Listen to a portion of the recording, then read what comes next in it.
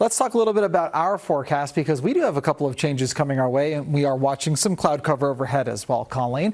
Here's what we're looking at as we pick a futurecast right around 9 o'clock this evening. We obviously have some light scattered showers right now.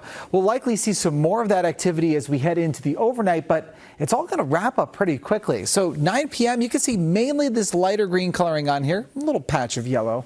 It's an indication that we have mainly some light rainfall, but some spots may have some steady light rain. As we go into the overnight, though, you can see that by the time we get to midnight, things are already starting to wrap up. Most of the showers are now in the Inland Empire, but on the backside, as you look back toward Ventura County, we're starting to get a little bit of clearing. And that's kind of the story for Wednesday. We'll start off with partly cloudy skies. You can see plenty of clouds across some of our valley locations in LA County and across the Inland Empire, but looking relatively sunny as you get close to the coastline. I think for tomorrow, it's going to be almost kind of a reverse clearing situation where you end up with a lot of sunshine by the coast. We get stuck under the clouds across the inland spots, and that'll have a little impact on temperatures.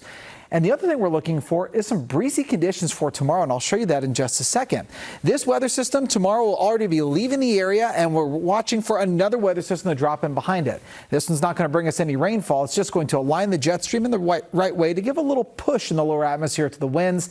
And so we'll be looking at some wind for the next couple of days. And then as we get into the weekend, high pressure builds right over us and temperatures take off pretty quickly. So let's talk a little bit about that wind. We'll pick up the wind futurecast now at 5 o'clock for tomorrow. You can see it's looking kind of breezy out there. You've got 15 to 25 mile per hour gusts across the area, and the lower elevations windier for the high desert. All this will start to let up pretty quickly as we head into early Thursday morning, but getting into the afternoon, we'll have another little pulse of that onshore breeze. Again, wind gusts in the 15 to 25 mile per hour range. But look what happens as we go from Thursday into Friday. Remember, I was showing you the alignment of the jet stream changing. Look at the wind speeds and the directions as we get into Friday morning. This is 10 a.m.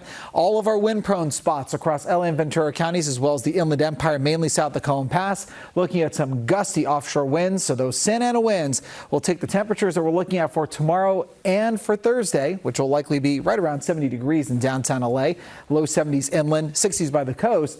And I'll push it right up into the 80s. So here's what all this looks like on the 7-day forecast. Basins on top, coastlines down below.